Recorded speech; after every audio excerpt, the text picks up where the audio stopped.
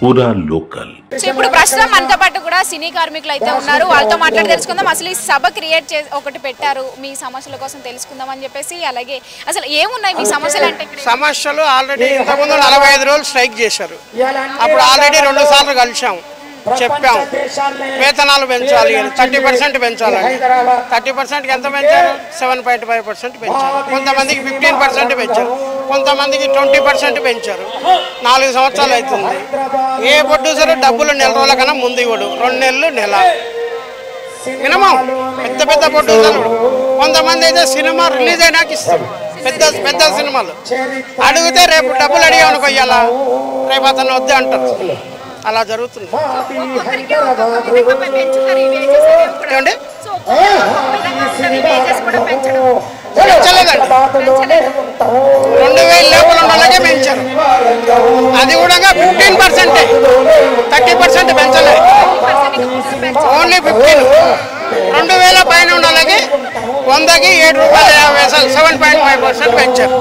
అది ఇంకేమున్నాయి? ఇవి కాకుండా ఇంకేమైనా ప్రధాన సమస్యలు ఉన్నాయా? చాలా ఉన్నాయి. ఇళ్ల స్థలాలు లేవు చాలా మందికి. ఎప్పుడో కోట్ల విజయభాస్కర్ రెడ్డి ఉన్నప్పుడు ఇచ్చాడు, ముఖ్యమంత్రిగా ఉన్నప్పుడు 69 ఎకరాలు ఇచ్చాడు. అందులో సగం మంది అంత పెద్ద పెద్ద వాళ్ళు అమ్ముకున్నారు.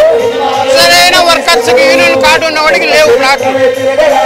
అది ఎక్కువ నష్టపోయేది ఎవరంటారు? ఈ సినీ రంగంలో ఎక్కువ కార్మికులు నష్టపోతున్నారా ఇప్పుడు? లేకపోతే ఇటు సినీ యాక్టర్స్, డాన్సర్స్ వీళ్ళందరూ కూడా ఉన్నారు. 24 యూనియన్లు కదా, ఒక్కొక్క యూనియన్లో 2000 మంది ఉంటారు. ఎక్కువ మంది ఉండేది జూనియర్ ఆర్టిస్ట్. మిగతా యూనియన్లో అందరూ 2000 ఉంటారు. లైట్ మెన్స్ కానీ, ప్రొడక్షన్ కానీ, సెట్ కానీ, కాస్ట్యూమ్ కానీ, మేకప్ కానీ, టెక్నీషియన్స్ కానీ, డ్రైవరు, ఎలక్ట్రీషియన్, ఆపరేటరు 2000 మంది ఉంటారు. ఒక్కొక్క యూనియన్లో 2000. వాళ్ళు ఒక 25,000, 30,000 మంది వాళ్ళు ఉంటారు. ఓన్లీ కార్డు ఉన్న వాళ్ళు. కార్డు లేని వాళ్ళు చాలా మంది ఉంటారు, లక్షల మంది ఉంటారు. ఎందుకంటే కరోనా టైంలో చిరంజీవి గారు సరుకులు ఇచ్చాడు, బియ్యము, పప్పు, ఉప్పు, నూనె. అప్పుడు లెక్క తీస్తే తెలిసింది ఎంతమంది యూనియన్ కార్డు ఉన్న వాళ్ళు. 25,000 మంది ఉంటారు.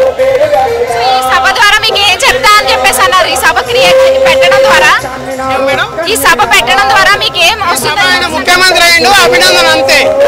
ఆయన హామీలు ఇస్తాడు, ఏం నెరవేర్చాడు. నెరవేర్చితే ఇప్పుడు ఆయన ముఖ్యమంత్రి అయినప్పుడు 420 ఇచ్చాడు. అందులో 2 చేయమను. నా కరెంటు బిల్లు ఫ్రీ చేయమని, నాకు వచ్చేది 50-60 యూనిట్లు ఇవ్వలేదు. 500 గ్యాస్ అన్నాడు, ఇవ్వలేదు. రైతు బంధు అన్నాడు, ఇవ్వలేదు. రైతు బీమా అన్నాడు, ఇవ్వలేదు. నిరుద్యోగ వృత్తి అన్నాడు, ఏమీ లేదు, ఏమీ చేయడు. ఇవాళ కూడా అంతే, 10 వాగ్దానాలు ఇస్తాడు. ఇప్పుడు జూబ్లీహిల్స్ లో ఎలక్షన్ జరుగుతున్నాయి కాబట్టి ఓట్లు వీళ్ళ వైపు మళ్ళింపుకోవడానికి కాంగ్రెస్ కోసమే ఇటు పెట్టారంటారా? అది కూడా కరెక్ట్, 100% కరెక్ట్. దానికోసమే పెట్టారు, దానికోసమే పెట్టారు, ఓట్ల కోసమే. ఇప్పుడు ఎప్పుడో 2 సంవత్సరాల 3 నెలలు అయింది సీఎం అయ్యి. ఇప్పుడు అభినందన సభ ఏంటి? ఆయన మేము ఇంతకుముందు చాలాసార్లు కలిసాం, అప్పుడు ఇవ్వచ్చు కదా టైము, మరి ఎందుకు ఇవ్వలేదు? అంటే ఇప్పుడు ఎలక్షన్ ఉంది కాబట్టి ఇచ్చిండు. మీకు తెలుస్తుంది కదా ఎలక్షన్ కోసమేనని. ఇప్పుడు మేము స్ట్రైక్ పీరియడ్లో 45 రోజులు స్ట్రైక్ చేసాం. 2 సార్లు ఇంటికి వెళ్ళాం, కలిసాం, ఆఫీస్కి వెళ్ళాం. మరి అప్పుడు టైం ఇవ్వచ్చు కదా, అయ్యా పెట్టండి అయ్యా, నన్ను అభిమానించండి అయ్యా, నన్ను శాలువాలు కప్పండి అయ్యా అని చెప్పాలి కదా. మరి ఎందుకు చెప్పలేదు? ఇప్పుడు ఎలక్షన్ ఉంది కాబట్టి ఎలక్షన్ కోసం, ఓట్ల కోసం పెట్టారు. మీ సినీ రంగం ఓట్లన్నీ కూడా వస్తాయా? ఎవరే వేయరు, నేనైతే వేయను. వేరే వాళ్ళ గురించి నేనైతే నేను గోపీనాథ్ రెడ్డి కేసు, నాగంటి గోపీనాథ్, వాళ్ళ భార్య సునీత కేసు. మా కేసీఆర్ అంటే కరెంటు, మీకు తెలుసా కరెంటు ఎన్ని సంవత్సరాలు ఉన్నారు హైదరాబాద్లో? హైదరాబాద్లో మీరు ఎన్ని ఏళ్ళ నుంచి ఉన్నారు? అంతకుముందు అడిగి కనుక్కోండి, కరెంట్ ఎప్పుడైనా పోతున్నదా అని, నీళ్ళు ఎప్పుడైనా రాకుండా ఉండదా అని. నీళ్ళు కరెంటు ఈ 2 24 hours కరెంట్ ఉండేది, నీళ్లు వచ్చేది. ఇవాళ కూడా కరెంట్ లేదు కొన్ని ఏరియాలో.